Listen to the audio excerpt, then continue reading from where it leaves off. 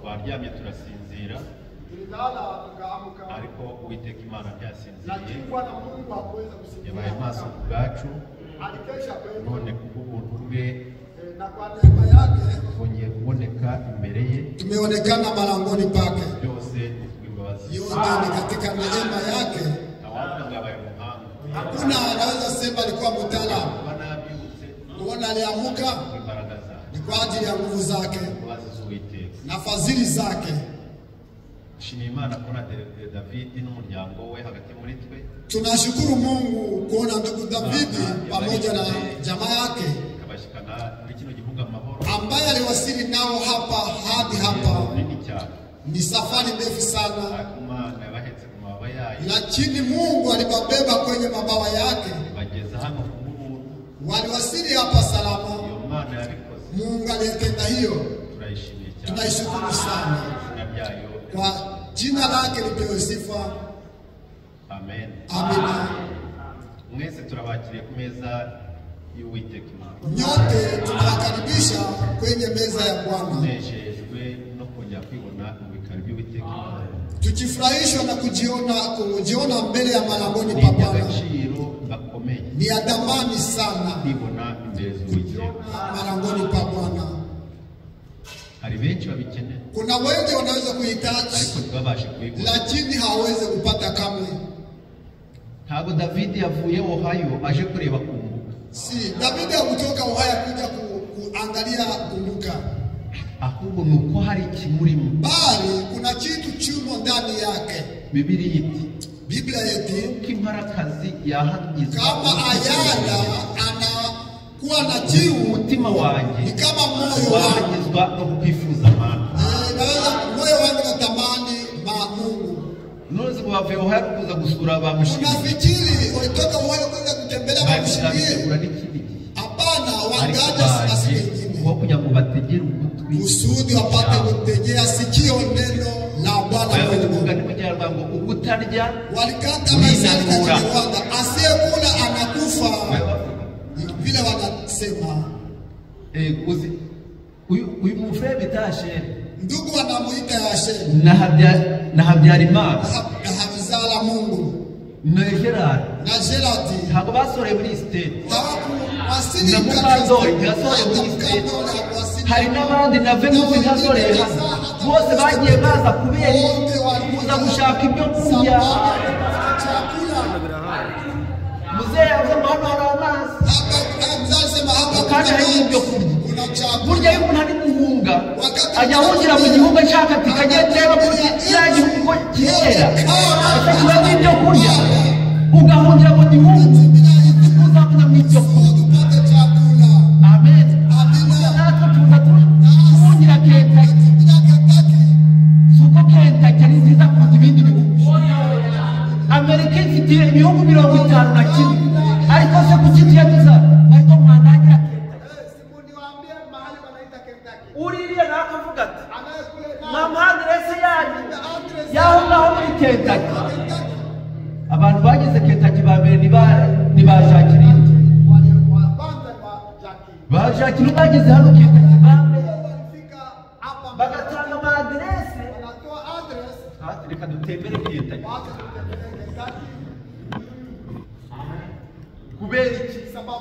Kubera iki muri gusaba Kentucky? Nuko atari heza kuruta ahandi. Nuko se muri kwasanga ruriya ruzi rwaho hiyo. Reka da icyo turi guhigayo ni iki? Ni ibiryo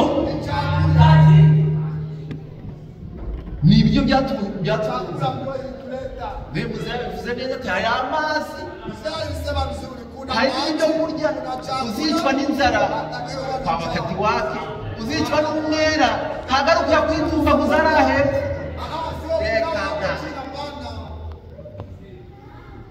nibyo kurya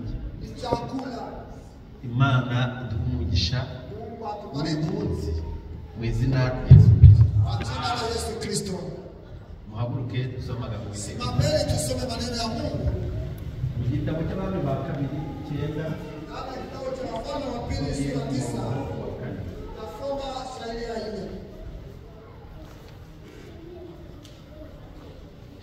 4 uyu munsi nongeye gusoza ikivi neza aya magambo agiye gupfundikirisha ikivi nari natanye leo ndipo tunakomesha mahali ambapo tulianza niyo tugiye gupfundikisha tunakomesha tunaweka mfuniko kuri aya magambo ari mu gitabo anaandikwa katika kitabu cha Wafalme umurongo wa tukianzia shairi ya 4 unasema hivi nuko uwo muhungu w'umuhanuzi aragenda ajya i Ramote Galeyadi agezeyo asanga abatware b'ingabo aho bari bicaye aravuga ati ufitiye ubutumwa mutware Yehu aramusubiza ati ni uwuhe muri twe twese aramusubiza ati ni wowe mutware nuko Yehu arahaguruka binjirana mu nzu bagezemo uwo muhanuzi amusuka amavuta ku mutwe aravuga ati Uwiteka Imana ya Isirayeli iravuze iti mpimikishije amavuta ngo ube umwami w'Abisirayeli ubwoko bw'Uwiteka amen Uwiteka Mana ishobora byose turagushimye turaguhimbaje kubona utwemereye kuboneka mu bikari byawe muri aya manywa turi bazima izina ryawe ry'icyubahiro none data mwiza utwemereye ko muri igitabo cyawe cyera turakwinginze ngo uturebe ibyoka byacu by'uyu munsi Uwiteka akoze ati uvugana n'uko bose basangiye n'ugendera abandi natwe tugusingiza manura imbaraga z'ijuru Uwiteka uvuganize imitima yacu ntaba ari twe ahubwo izina ryawe ryo rihabwa icyubahiro byose tukwambaje izina rya Yesu Kristo tubasha kwicara tunaweza keti Uwiteka Imana ahabwa icyubahiro Bwana Mungu apewe sifa mu izina rya Yesu Kristo kwa jina la Yesu Kristo tugarutse imbere Uwiteka Imana tunarudi mbele ya Bwana Mungu twongere twumve icyo Uwiteka Imana tuongeze kusikia vile Mungu ubwo twari hano nimugoroba tulikuwa hapa jioni twaganiriye ku magambo meza cyane tuliongea maneno mazuri Umwuka wari kutubwira ati Roho Mtakatifu akisema hivi ubwo bari mu cyumba vile walikuwa katika chumba bahuje umutima walikutanisha moyo bahuje n'inama na mpango Umwuka wera aramanuka Roho Mtakatifu akashuka amanukira aho bari akashukia mahali walipokuwa Umwuka wera akajaa Roho buri Mtakatifu muntu wese abona urumuriro kuri mugenzi we ntawigeze abibona hakuna mtu alijiona juu yake pekee munyumve neza ntawigeze yirebaga rwibone aliyejiona juu yake ahubwo yarubonaga kuri mugenzi aliona juu undi yareba akabona kuri mugenzi ariko ntawirebye ngo yibone ko yo ari we rurimo ahubwo buri wese ararurebaga akarubona kuri mugenzi kubera iki buri muntu wese akwiye kubona ko mugenzi we amuruta igihe cyose urabona ko mugenzi wawe akuruta uracyafite akazi gakomeye kasoro na kazi nyingi niba wumva ko ati njye ndakomeye ati njye kumbuka ndakomeye ati kubera ko mpagarara imbere yabo ndakomeye ntacyo nicyo sio kitu kubera iki sababu gani ni ngombwa kugira ngo niba ndi hano ntabwo tutashantaje oya kuko imbere y'Imana buri muntu wese mu mwanya we ni kimwe na mugenzi we amen nicyo cyatumye buri muntu wese yabonaga ururimi rw'umuriro kuri mugenzi we akavuga ati burya uyu ni ukomeye buri muntu wese akabibona gutyo akabona kuri mugenzi we buri muntu wese agaca bugufi imbere ya mugenzi we Bibiliya iti bari mu mwanya umwe bahuje umutima n'inama umwuka wera aramanuka natwe niduhuza umutima tugahuza n'inama umwuka wera azamanuka ariko igihe cyose tutarabasha guhuza imitima igihe cyose tutarabasha kubakana buri wese ngo yumve ko afunze nk'umugenzi we urugendo ruracyari neza urugendo safari ingali ndefu. Nicyo gituma abana b'Imana dukwiye gufunga hamwe. Tunapaswa kujifunga pamoja. Dukwiye gufunga hamwe. Tunapaswa kujifunga pamoja. Mukura byose. Mambo unayoyatumia yote byose. Igihe utarabona ko mugenzi wawe mwene so kakuruta ama zaidi yako urugendo. Wewe ungali na safari. Nisaka gusaba imbaraga Imana igendere ungapata kutembelea akujaze nguvu kuko igihe turimo ntagareye cy'umukino maana wakati tulimo turi ku iherezo ry'urugendo kwa mwisho wa safari urugamba rugeze ku iherezo vita inafika kwenye ukomo kandi urugamba rugiye kurangira wakati vita inakaribia ukomo wengi ingabo zipfa ingabo zipfa ni nyinshi zipfa n'iki kuko urugamba ruri mu mashiraniro muri finale igihugu kigiye ngo gifatwe abapfa ni benshi nawe aho tugeze abatarareba neza niho bikomereye ariko amagambo dusomye nabi baratubwiye bati nuko uwo muhungu w'umuhanuzi aragenda ajya i Ramoti y'i Galeyadi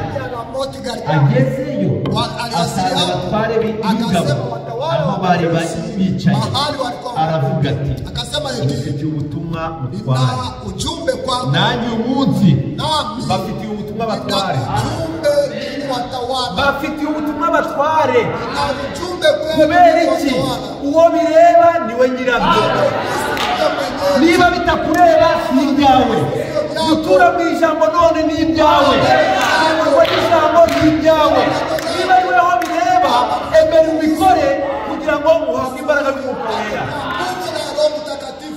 amen oya ubyumve neza uyu musore yagiye atasiyeho ntabwo yari azi ngo ninde uwamutumye amubwiye ati ngo genda urasanga abatware bicaye aho abakuru b'ingabo bicaye uwamutumyeho uramwibikisha amavuta none ndamubwirwa n'iki nicyo kunyereka nawe ati genda wowe gusa uwo bireba arabyitaba ijambo ry'Imana ritanzwe uwo rireba aratumva akarabyikiriza ko ari amena niba atari ibyawe ntabwo yikiriza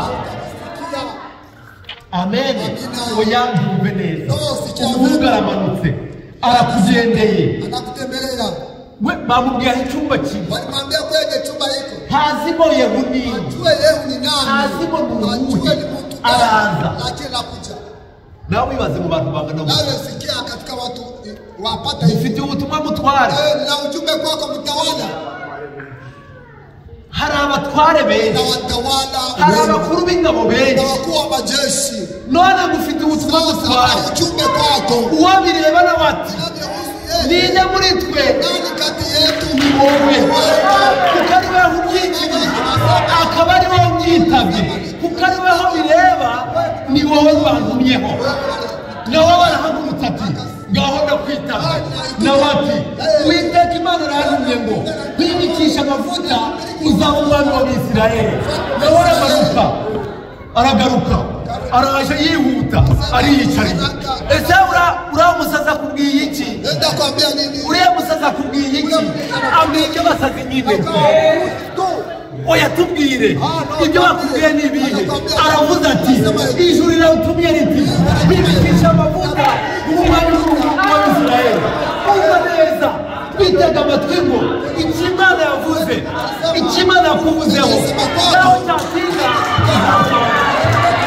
amen nawe ati baragimbitse mu Rwanda kubera ko ari Imana ibivuze abana aho ngaho bose n'ibita ku nini bizayeho bose barahaguruka bati Imana yamutumye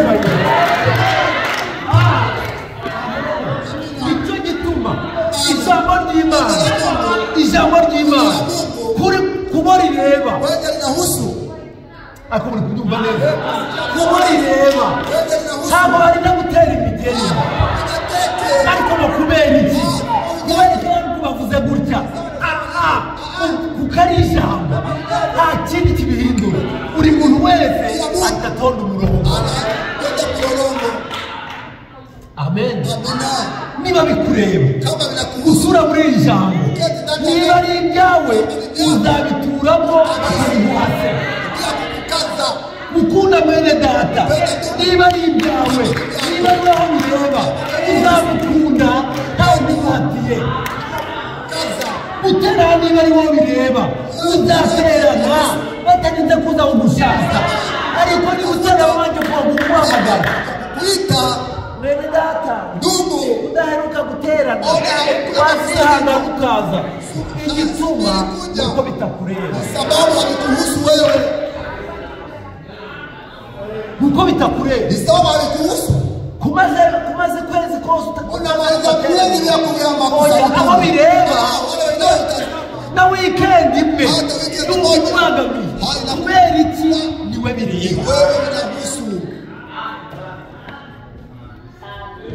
amen amina sikia vema none kutateranye uziko hateranye bantu kusanyika wanani Imana y'ubwayo ntabwo igibura mu bateranye icyo cyatumye imanutse muri Edeni isaba iteraniro ryose ryasiye ariko yo yabonye niyo mutaza ariko Imana yo yateranye nicyo gituma abo bireba abo bazabura kuza gufitiye ubutumwa mutwara ninde muri twe ni wowe icyo cyatumye yewe ubwo yahagurutse yibutse imirimo y'Uwiteka Imana nawe arwana ishyaka ry'Uwiteka Imana aramanuka aravuga ati Ahabu yakoreye Bayali yayikoreye buhoro njyewe ngiye kuyikorera umutima wanjye wose uzi ko adasenga Bayali nani kama amenya Bayali aondoke hakiri kare aondoke uzi ko atazi gucuragura ule mwenye ajua kutumikia kwenda zako aende zako uzi ko atazi gucumaguza kwenda zako uzi ko asenga Imana rurema n'abagiye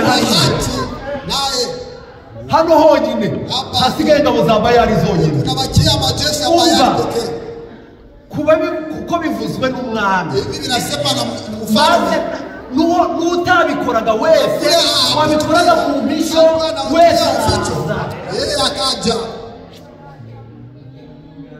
wese araza abari bafite utubindi baratuzana abafite impigi barazizana buri muntu wese baje gutamba igitambo cya Bayali kuko Yehu ariwe byarebaga Yehu kuko ariwe byarebaga aravuga ati akasema eti mugenzure neza chunguza vizuri murebe chunguza hatagira umufere muzima wasigaye ndugu akubakia hatagira umusere muzima wasigayemo utagira ishyari ntabasigaye hano mwenye hana wivu asibakie hapa utagira urwangano ntabasigaye hano asibaki hapa urebe neza chunguza vizuri arangije alipomaliza abwira abasirikare akaambia majeshi yagire n'umwe wasikuwe na mmoja bose ureho bose igihe kirageze Imana ikora umurimo abadakwiye bose aho tugeze abaraho amagambo aho tugeze abaraho imikino urakina hano ariko araho uragera birakunanira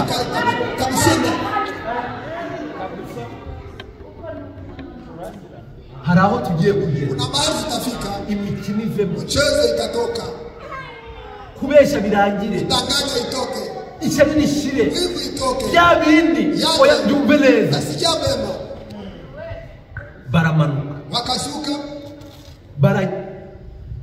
ijambo ryari ryavuze ngo buri muntu wese azana ibye rusengero kugurisha ibyanyu bizane yote mulete. umurima wa Akani Shamba la Akani n'umugore we na bibi wake wari uwabo, ilikuwa yao. iyo batabizana nta problem, hakuna shida, ariko kuko babivuze, lakini sawa ilisemwa, ariko reka tugabanyeho, wacha tupunguze, reka tugabanyeho, wacha tupunguze, tubikeho duke, tuweke kidogo, isaha irageze, saa na wasili, ibyo mwigira yale mnayoambia bihagarare, itasimama. wa mugabo aya niyo mwagurisha wa murima nayo yale mlilisha shamba abaguya akaanguka hapo, bayamushinga waenda muzika sere nawe dada naye asigaye gusokoza anachagua nywele waraje na akakuja base bazi guca mufi wadada wanajua kunyenyekea, akakuja kidogo kidogo pole pole pole pole.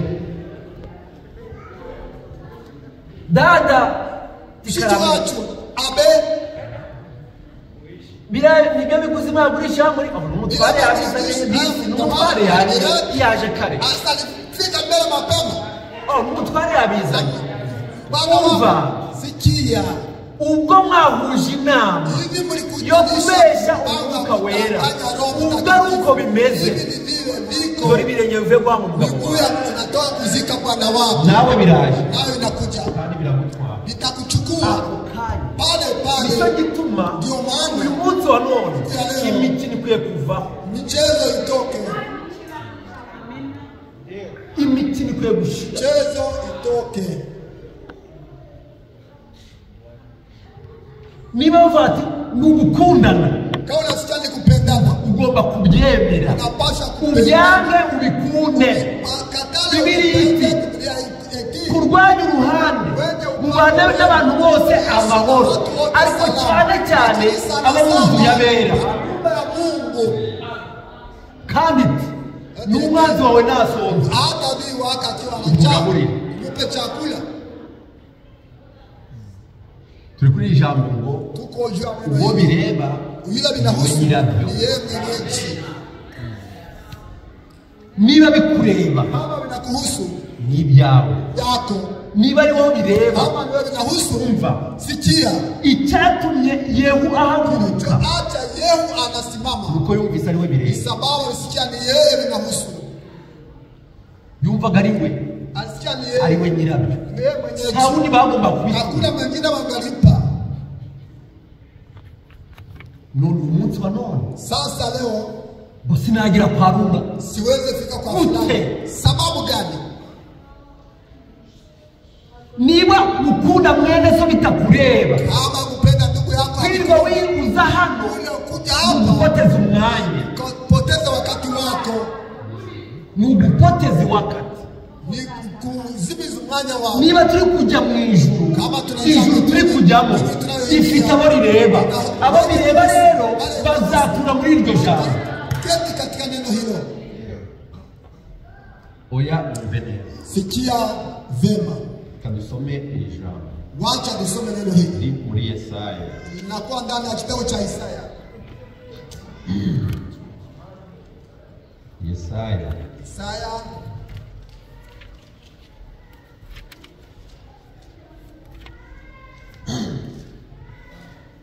uwo bireba yule binahusu niwe nyirabyo, ndiye mwenyeji,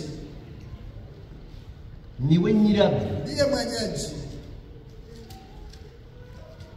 Yesaya igice cya mbere, Isaya kipindi cha kwanza hepfo kuri 11, chini juu ya ibitambo byanyu bitagira ingano mu ntambira bimaze iki?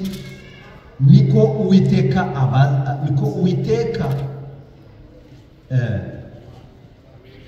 mu ntambira bimaze iki? Niko Uwiteka abaza. Haze ibitambo by'amasekurume y'intama byoswa n'urugimbu rw'amatungo abyibushye, kandi sinishimira amaraso y'inka n'ay'abana b'intama cyangwa ay'amasekurume y'ihene. Iyo muza kunshengerera ninduba babwiye ko muza kundibatira urugo. haze umva ibitambo byanyu Imana iti ndabirambiwe indirimbo zanyu zingeza aha kubyina bitavuye mu mutima kuramukanya bitavuye mu mutima muza mugakora imbere yanjye byose ndabirambiwe unindabwe ngo yo muza kunshengera mukikuja kunitembelea mwamuje kundibatira urundi ibyo mvuga mudashaka ko bibareba Imana iti ndabirambiwe ndabichoka hepfo hati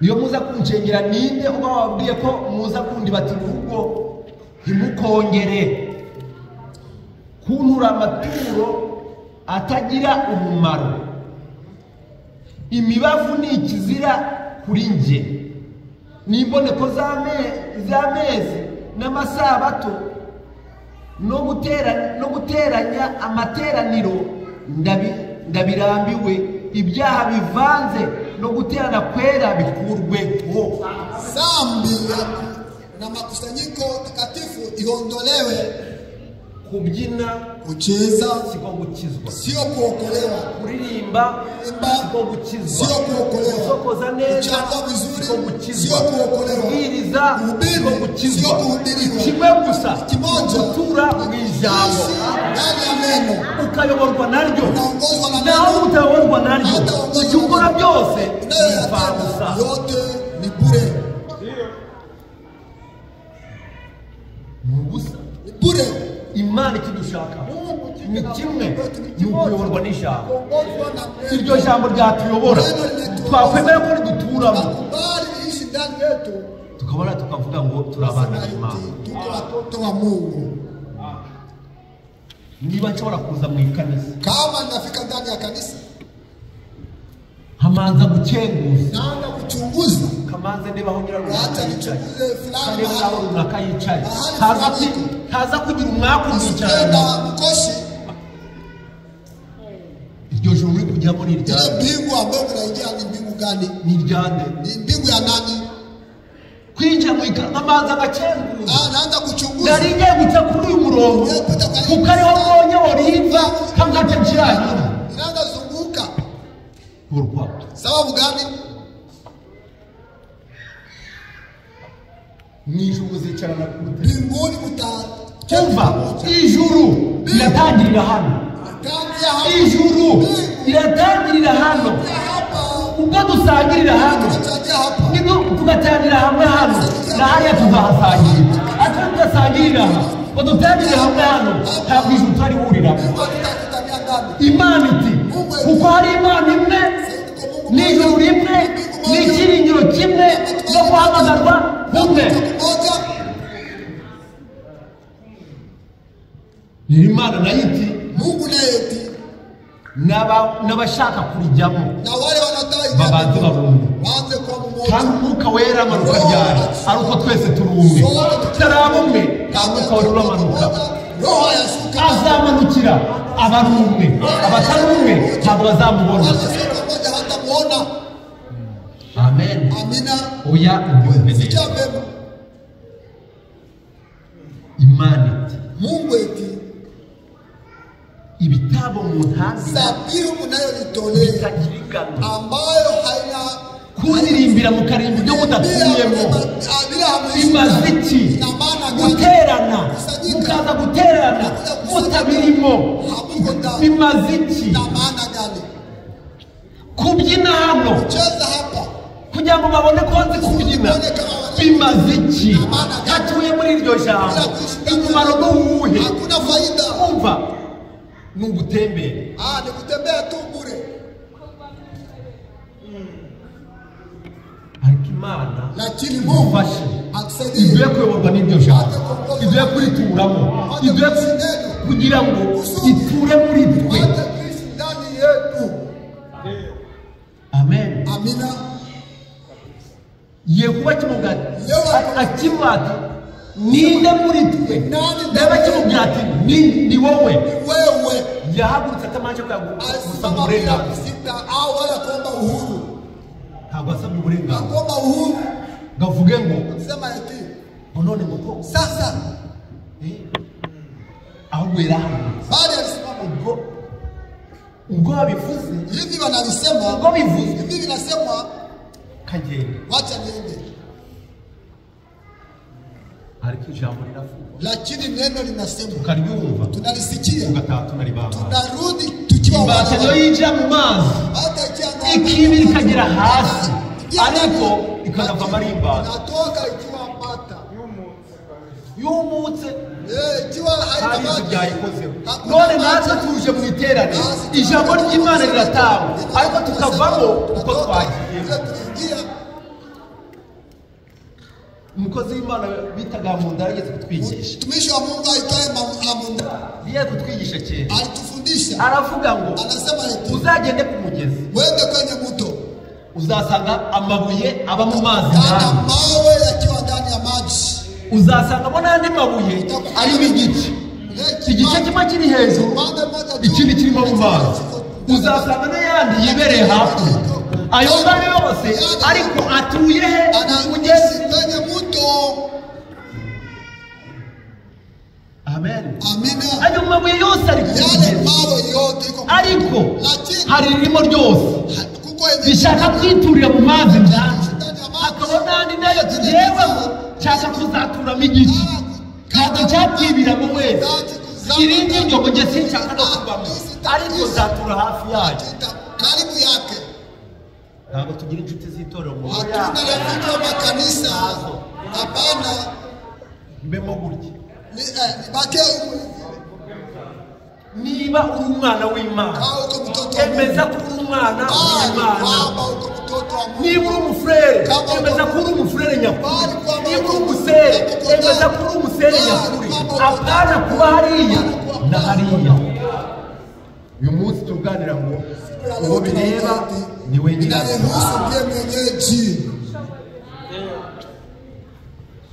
uwo bireba niba ijambo rivuze kama neno lasema nyine tugomba kuritura tunapaswa kuishi oya byumve neza sikia ayo mabuye ari ku mugezi yale mawe yenye yatuka imvura yavuye ati umugezi uruzura ugasanga ya mabuye nandi yo hakurya ikayakoraho yote nayagakora na ariko nubwo yatoze lakini hata kanya gato yarongera kitambo atakauka yumuke atakauka niko bamwe muri twe tuza mu rusengero ijambo ry'Imana rigatangwa twabatinya mwema atari ijambo ni ryiza ariko kubaho nkaryo kuishi ndani ya neno ilishindikana uwo bireba binayo anayehusu ndiye mwenyeji ko umurimo w'Imana niba bikureba kama binakuhusu ntabwo bazirwa bakugonga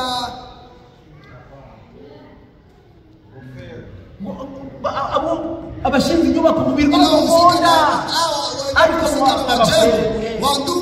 Venusa hariya dore rwose twarakoze na Frère Jeremy niba bikureba ntabwo bazirwa bakwinginga niba bikureba uzabikora batabiguhatiye ikabira mukazo hari bituma biduhatira niki nakiwe na watu kazia kuko bitatureba sababu tunaona kwamba wetuhusu ariko muri kino gitabo lakini ndani ya kitabu muri kino gitabo ndani ya kitabu nashatse musozi kivi cyanjye mvulipenda ugombasha subiri muri kino gitabo nanga batuvuga udakora asiyotumika udakora usubize udakora akadye asikule udakora asiyotumika akadye asikule yata niba udakora kama hautumiki sababu gani ugira umurumba we unakuwa na uzembe nukuvuga ngo niba udakora kama hautumiki no kurya achana nabyo chakula ireke nzajya njya guterana kwenda kusanyika ku matanisha ataza kumurimo kusema kazi naza katia huko gute niba bikureba kama binakuhusu baza kubikwingingira sababu gani banakukazia niba ijambo ry'Imana kama neno la ngo tugomba gutonda pia mstari tunapasha kuinyorosha kabisa.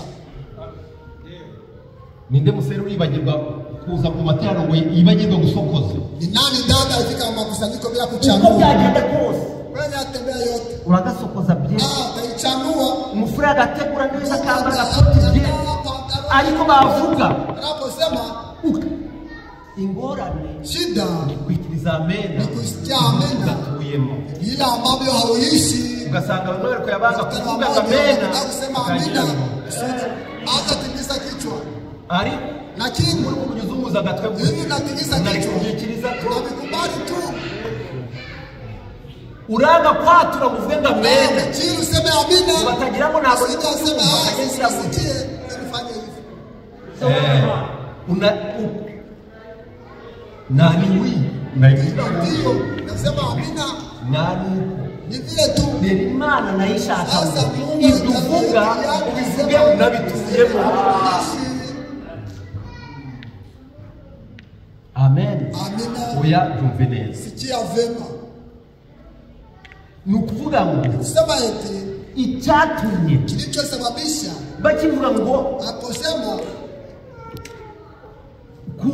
tugeze kumva Yesu sanga muntu urimo tunafia kwenye kaburi ya Yesu babandi bagenda biruka wale wakatenda abirukanze suka bakundaga Yesu kutabana uko bumvaga ari bireba abo binahusu akumuri kubyumva neza basi nafsia vema wewe muri kubitega amatwi unabitaka masikio ya muri kubyumva ungani isikio baragenda wakaenda binjiramo waliingia bagezemo walipofika basanga nta akutana hayo umwe muri bo akanyira gutabara anza kutepiga yo umwami wanjye bamutwara Mungu walimtoa walimubeba ababonye Yesu barahinga Yesu akaja wa mugabo wewe mwanaume niba ari nawe uyobora akavuga cyane wewe unaongoza pole hii akaba ari wowe unaiongoza umwami wanjye mfalme wao alitoka niba ari nawe wamutuye yamushaka namutafuta kandi wari kubwira ni Yesu n'umubonekeye kuko Yesu abonye ko bimureba akabona ko bimushishikaje nawe aza kumureba amugezeho ati niba ari nawe kama ni wewe niba ari nawe kama ni wewe ukaba wamutwaye unaweza kubeba mugaruka rudishe Yesu aramubwira Yesu akamwambia Maria Maria akimubwira Maria arebye neza amoroheje umwami wanjye kubera iki ngo byareba. Amen. Amina. Niba ari wo bireba kama leo inahusu ni wo kugira kuki muyamuza kurepeta ni sawa gani mnakuya saa munani mukamahaje saa nane kulifika mukamagera hano saa 9 n'igice ukubera iki kurepeta n'ibindero kufanya repetition si yangu ni ibyanyu nyine mwe mwabitorane muravuga ngo uyu murimo ni kureba yewe ujye ubikora biguru ntege ntabwo ari ibyawe pole sio vyako. Amen. Amina. Imana idufasha Mungu atusaidie mu byo dukora byose mambo tunatenda yote tuitumike kwa bidii. Luka 17 kura wa 17 shahidi ya 11 atubwira natuambia eti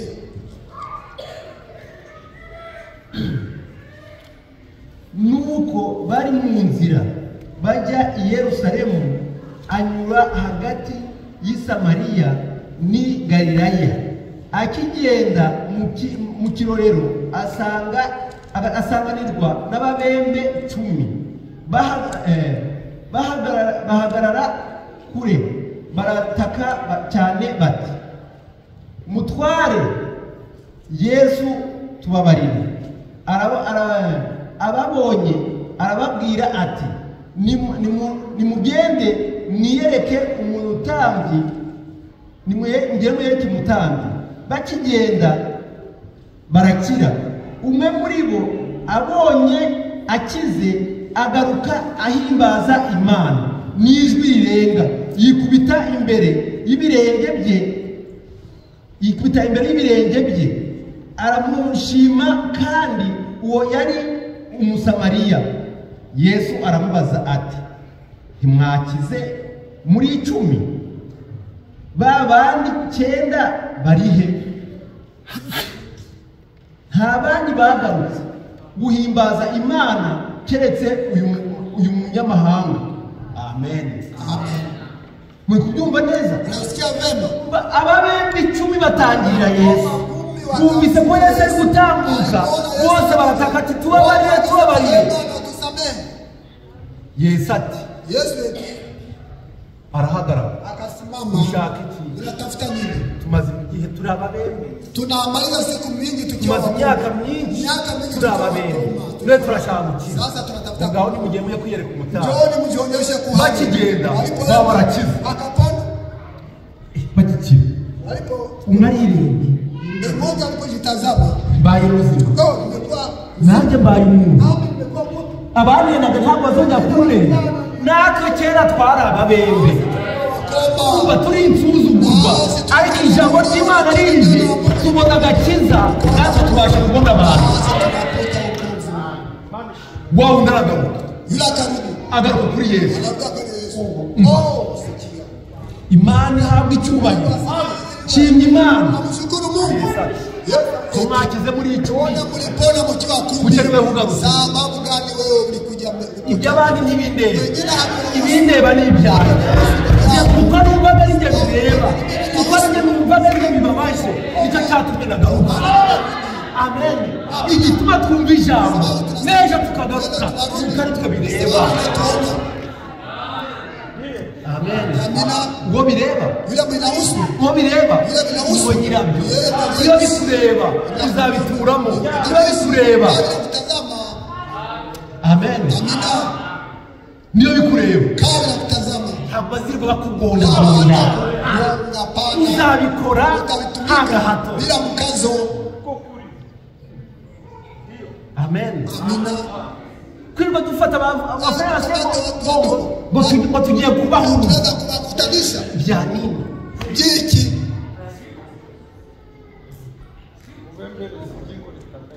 bya nini byiki dufashe buhihi tukamata buhihi na Frère na ndugu ngo tubujyane tubahuze tukabashe kugenderanira. Niba mutatuye muri iri jambo n'ibiri jambo tabasha kwamuza niyo bazazana n'abangenda hayo ntabwo mutaze kuzahura. Niyo bazura na Eliya n'ibiri jambo ritabahuje n'iri jambo ribafatanishe niyo Eliya yazura ntabwo bizahura ngo abitakutana bikubali. Bamuzehe bazahaguruka, abakozi baze, bagera ikimasi baze, azaba ari gufata icyondo ugahomba ku cyuma. Ariko none ndakubabwira ngo uwo bireba niwe nyirabyo. N'ibiri jambo rikureba umenye ko ugomba kurituramo. Uko byasa kose penda usipopenda utegetswe kunkunda. Niyo uva uri kujya mu ijuru kama unasema nenda mbinguni ukaba ufite umwanzi mo hano unakuwa na adui hapa ndani uhereye none tangu sasa ushobora kuvuza uti uondoke ukisema mwene data ndugu wari umwanzi wanjye ulikuwa adui ariko none lakini sasa babarira aho dukomeza urugendo tusonge mbele mwene data sawa niba ari mushiki wacu uzamubwira ati mushiki wanjye burya wari umwanzi wanjye nagutekerezaga nabi ariko none birangire dukomeze urugendo. Niba tutasuhuzanyaga nitugera hariya umuhobere uvuga ati mwene data nasabwa kubohora ariko none umwanzi wanjye ariko bitari nk'ibi. Kama sivyo hivyo mukaramukanya mu buryari munasalimiana katika ujanja mugasohoka mukarengura umuryango mukongera mukaba babandi wale tu. Umva iki uzaryumva mu matangazo Mimi utasikia katika matangazo. Amen. Amina. Uwo bireba Inahusu. Umva sikia barababembe bandi barigendera wakaenda ntibanamenye n'ibyo habonye gutekereza hawakurudi nyuma hapa, lakini yule kuona ninapona ninapona ukoma wangu, akarudi anakuja kuona nani yule aliyeponya wadukijije akadukura mu madini akadukura muri bya bindi akadukura muri bya bindi akadukura muri bya bindi uwo yule wo gushimwa. Amen. Oya byumve neza. Sikia vema. Musa abonye igihugu. Musa akaona kichaka. Naona ile kichaka kila kitu kinachowaka kigikongoke ambacho hakimaliziki kuko ariwe bireba, sababu ndiye binahusu. atambika ajya kucyitegereza, akaenda kukitazama kujutagiza ubwoba bemo, sababu gana no kureba icyo gihuru gutekereza ati kiriya kinaba kimwe ibihimbi, kiriya kinaba ibihimbi, kiriya kitu ni mashetani, acha ni ariko ukariwe bireba atambikishwa no kureba iki na kuona kikwaka muri icyo chenye kinawaka ndani ya kichaka. Alipofika Mose kwetu ni kwetu toa viatu ukaugezaho nahera. Mose nawe ukariwe bireba akaondoa viatu, namwe none kwetu ni kwetu zanyu ukaugeze nahera. Ni patakatifu, inkweto z'ishari inkweto zo kunegurana kuramo, inkweto z'ububeshi kuramo.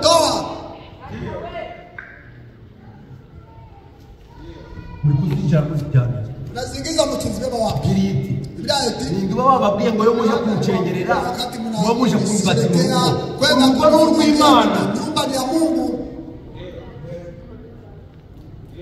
nta musozi ubuwera, hakuna mlima mtakatifu inaitwa mtakatifu sababu mtakatifu hano na hera ni mtakatifu sababu kunasemewa neno la Bwana Mungu. Ijo nibiro barangiriza jana sibalimalizia kitu bari cyane mu ntebe se basi kuna Mungu ariko twebwe hano ubikoze muri iyi saha twaguha kubera iki iyi saha Imana iri hamwe natwe. sisi. Amen. Nabo barabizi niba turimo kama tuko nta mikino baza gukiniramo, iyo turimo kama tuko bagomba kubyuba, anapaswa kutii. Amen. Amina. Uwo bireba inayohusu niwe nyirabe, ndiye mwenyeji. muri kubyumva neza. Unasikia vema? Oya kubera icyo bavuga bati sababu gani wanasema hivi? nta basere bagomba kudefiriza, wadada wanapasha kupamba nywele, nta basere bagomba kwiyogoshesha mubituramo kubera nuko ari mwe bireba, sababu ndiye mwenyeji. ko nta mugabo uratere ku musatsi, bone hakuna mwanaume wa kuacha nywele hazinywe biriti. Umugabo uteretse umusatsi mwanaume anakuwa kama mtu unafanya mchafu, ariko lakini umugabo yogoshwe kama mwanaume ananyolewa akayena n'agaparake mpala wako ni byiza. Imana nayo ati Mungu naye uko niko nari nshaka.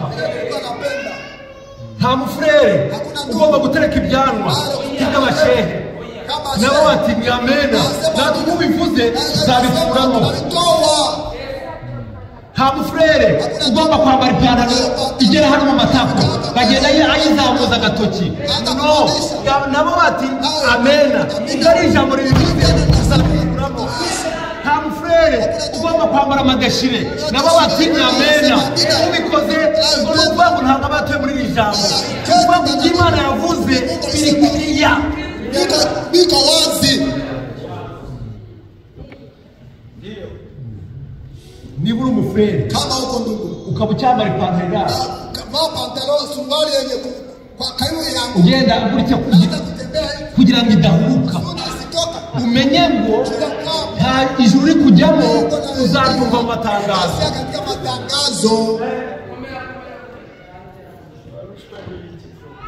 Nta mufurere hakuna ndugu ugomba kwambara deshire ile mapantalo katika kwenye magoti. Nta mufurere ugomba kuryambara. Abana b'Imana mwambare mwikwije, mwambare imyambaro ibakwiye.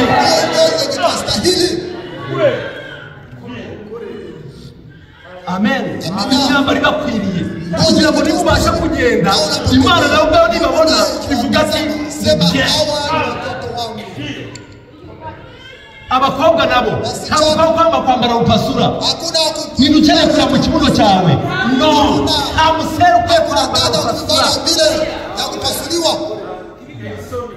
naleta haya bibiriti ukari biteye isoni ibindi yenye kuhayalisha mu Rwanda bigeze guca upasura Rwanda walikata vile vya kupasuliwa barabicabye akabikata vizuri sana walipomaliza haduka umutwe wabavuze bati ngo tugiye kwambara Kagame acha Kagame akaba izipigera hano ikubura hano hasi akayisatura akayisatura sinabaye birebire sinabala bashaka ngiye kwambara birebire ariko gisatura lakini ipasure ntabwo hano turi kwambara hatumuchoshe Imana ibyo ntabwo birimo Imana ishaka bake ariko beza bagenda mu ijambo ryayo kama neno uwo bireba yule binahusu uwo bireba zabitunga uwo bitareba zabisuzugura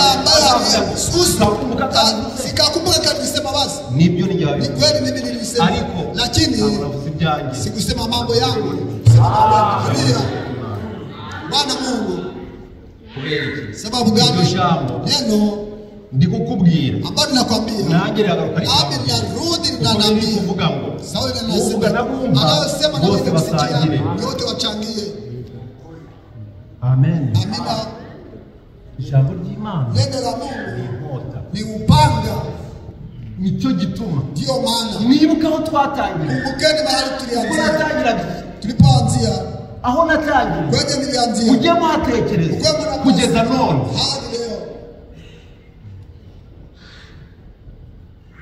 ugenda ubitekereza wewe unaenda ninawaziye batubwiye utya sawa alituambia hivi wakatubwira utya wakaanza watuambia hivi wakatuambia na hivi sasa niko je ibirahiti nimukavugane ibi by'abagenzi banyu bamwe ku bandi juu yenu none ko negura mwene data mbona sengenya negura mushiki wanjye sasa ijuri kujya muri iryane wapi ukiriho question mark taweka alama ya kuuliza ese ko biri duhatira gukunda tukazia kupenda abanakunda runaka ese ijuni kujyamo mbingu nayo yingia ko bibiri kutwigisha kugira ngo hazagenda urukundo none iryo juru ndikujyamo ni iryane ugishyiraho question mark taweka alama ya kuuliza amen amina tega amatwi aya tegeni masikio maneno haya kukirija sababu neno hili Imana riduhaye kugira ngo Mungu alitupa kusudi ipate kuwa kiongozi wetu kubabwiriza ibyo abandi batababwira bili wengine ambao hawakuhubiri kubabwira ibyo abandi babwira wengine wale wahubiri kubera iki sababu gani batoraguraga manu mu gitondo walikuwa wanokota mama asubuhi na kesho anarudi bagatoragura wanokota ingine ntabwo yahinduka haikubadilika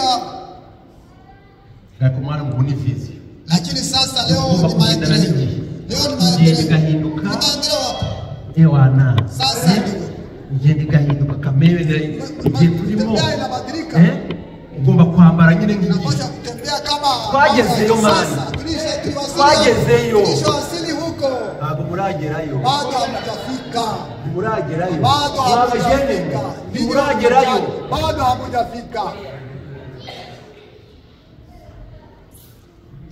ninde ukeneye kureba umwambaro wambariye nani anatafuta kuona vazi liko urikuwerekana unaionyesha nani ninde ukeneye nani anahitaji ile ipantaro ragera wayinaganishije iyo bane unaanza kushusha chini sawa alinyama ndani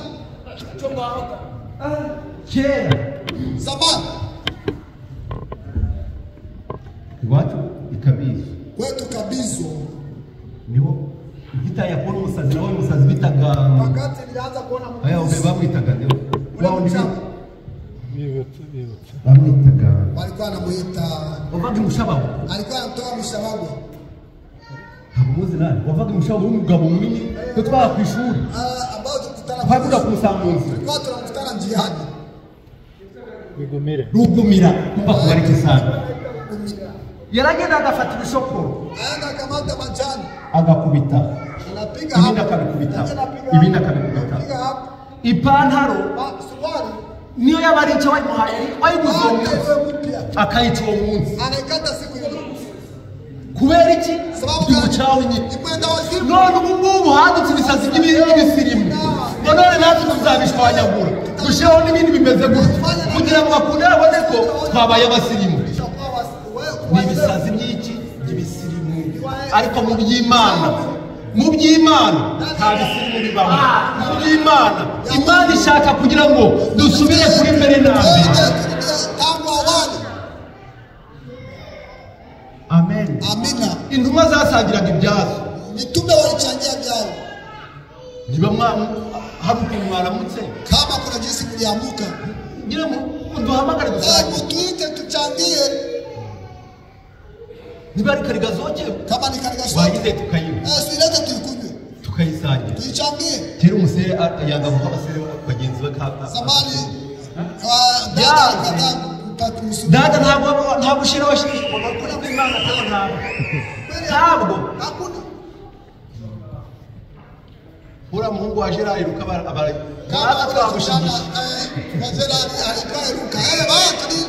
twagushigishe kabisa urihe iko wapi uri hariya genda ubuzane wagira ngo tulikuwa na mtoto anakamata mkono yake ako kanya kadogo pale basanze muri salo yuko kwenye salon ubutaka rwo bunyoye udongo ndio ina maafa gani kwako iyo soda ukanga kuri ile soda na Imana yaduhaye umugisha byabagari ya munzu bihora bimeze ngo nyumba binajaa ntukabinge ari ukubyikiza usininde abyo sababu ya kuikonya abyo dusiye tubizimana ari kujya ngo bituze usudi ipate kutoka kwetu jubima bivuye mu mutima kutoka moyo uzimane wumva ko bikurimo kuko bikureba ukumva ko kubizimanira mwene so ari ingenzi jubizana muhimu kumupa ninde wo ku mugani wa kera kubangu ifurere cyane ifurere binakula binakula dukunda ibiryo tunapenda chakula ifurere bindugu nikamuhibuza azagera iwawe ntabwo afike byenyao kupiga niba muzajya kwahamenya ati agenda kure ya benza yicome umva nyifate bya bibavu ngire ngo bishinga amenyo ingo ariko ifurere binakula pe icyo kibereye iki abana stahili watoto wakundo bakaturamo wanaishi ndani ya iri jambo mukarituramo kubera iki uwo bireba niwe nyirabyo.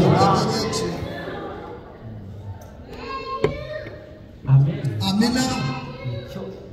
Kitubona ndio kinatustahili turimo yenye kwa ndani yetu tuwe mu miki tuondoe katika mchezo ugamba vita ugeze aho inafika kwenye ukomo ugamba vita sikia vema Rahabu akimara kumva ko hari abantu binjiye muri Yesu ambao walifika Yeriko Rahabu yaravuze hawa alisema eti aba bantu binjiye hao watu ambao wanaingia arabareba aravuga ati aba bantu sema hawa watu ninge bireba kubahisha mimi binahusu kuwaficha ninge bireba abarabahisha akawaficha arabahisha baje kubashaka barababona bakawakosa ntabwo wabonye ati hakuwaona arangije alipomaliza ndabahisha ndawaficha ndabizi najua narumvise nilisikia hari ibyo numvise Imana yakoranye namwe hari ibyo numvise kuna vitu nilisikia ndahira uniambie ziko muzagera mu hano jua kwamba ziko kino gihugu Imana izakibaha ariko nimuhagera ko nanjye muzamfasha namwe mutanisaidia umva sikia icyubiba kila ambacho unapanda tutavuna icyubiba tunapanda ndicho uzasarura. Amen. Amina. Tumenyereye tunazoea utwana twacu watoto wetu tumaze kubatwa gutya ambacho tuko tudogo hivi tukatubita n'isuko tunaanza kumasukisha nywele kurinda imisatsi yao tunachunga nywele zao tutazangirika kusudi ukumurera vile unamulea ni vile atakomana. azakura zikinga rikakirinda umusaza kijua kwao ibisuko nyine mama nshyiriramo ibyo uri gukora uri kumwigisha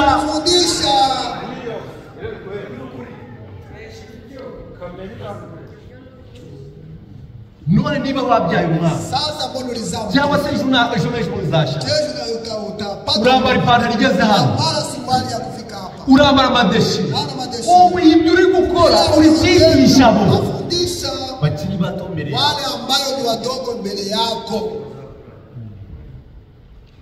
Mumbabare samahani msozi ikivi cyane kukomesha kipindi chao kusudi kila kitu akimani dufashe lakini Mungu atusaidie.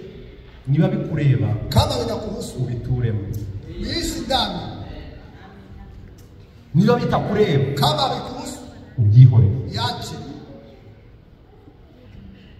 ubyihorere uyabyumve neza. Sikia vema. Yesu araza. Yesu akaja ageze ku mugezi, alipowasili kwenye mto aravuga ati akasema eti wowe gurikira, wewe nifuate. Matayo gurikira, Matayo nifuate. Matayo akaja Israsida saka wapia kataje we wale aze batamuhamagaye aje bila kumuita, babahamagaye uwo bireba banaita yule mwenye binahusu suka hatari abandi ariko bireba ntabwo bamuhamagaye. Oya byumve neza, Imana abwira Aburahamu ati va mu gihugu cyacu usige bene wanyu, usige imiryango yanyu, usige amasambu y'wanyu, unkurikire mu gihugu nzakwereka. Asize bene wabo, aliacha wenzi yake, nzaguha abandi bene wabo, itakuwa wenzako kule. Siga bashiki bawe, acha dada zako, nzaguha ibindi bishiki byawe, itakuwa dada zako kule. None se ningerageza bazavuga uwo munsi sizaza. Basi kama nafika nikiacha hao watazaliwa ile siku. Ariko aravuga Kamwambia ubwo nge bireba hivi ni mimi ninahusu, kapaguruke wacha nisimame. Ahaguruka akasimama, atazi yari hajue mahali ageze ahantu alipofika Mungu akamwambia iki gihugu ndakiguha, ninakupa n'urubyaro na rwawe, uzao wako. nta mwana mgira, nisina mtoto, iki gihugu ndakiguha, ninakupa na uzao wako. abazakomoka ku mutima kwenye mkopo wako ni wale wataliti ile nchi. Abrahamu akatoa zabibu, akashukuru Mungu, akaikana ukari we sababu ndiye binahusu. Imana nayo Imana ikorana inatumika n'ikiri muri wowe, tene kwa ndani yako, icyifuzo kiri muri wowe, ikimana ikorana ikitari muri wowe ntabwo Imana ikorana kutumika nayo. ni wowe usaba Imana kama unaanza kusema hivi ipe upendo, Imana yibonye urunyotewe, Imana yarumuhereza upendo anakupa. Amen. Amina. Oya byumve neza, sikia vema. udahagurutse ngo ujye guhinga, usiposimama uende kulima, Imana yakweza ibihe, Mungu atakumalisha vya watu vyajao kulima wewe, ahubwo kuko wahinze, sababu ulilima Imana nayo Mungu naye uyu muntu yahinze yagusha imvura, nawe utanyesha mvula. Waryamye mu burese aliyelala ndani ya kitanda iragwira hehe, itaanguka wapi? iragwa mu mato, itakuwa kwenye miba. ariko Imana idufashe, Mungu atusaidie uwo bireba abituremo, uwo bireba ayoborwe nabyo, tugiye kwigorwa tubashe gutura muri iryo jambo kugira ngo utagiye gutunguka ku bicu asange twese twikayaya. Imana ibahe umugisha mu izina rya Yesu.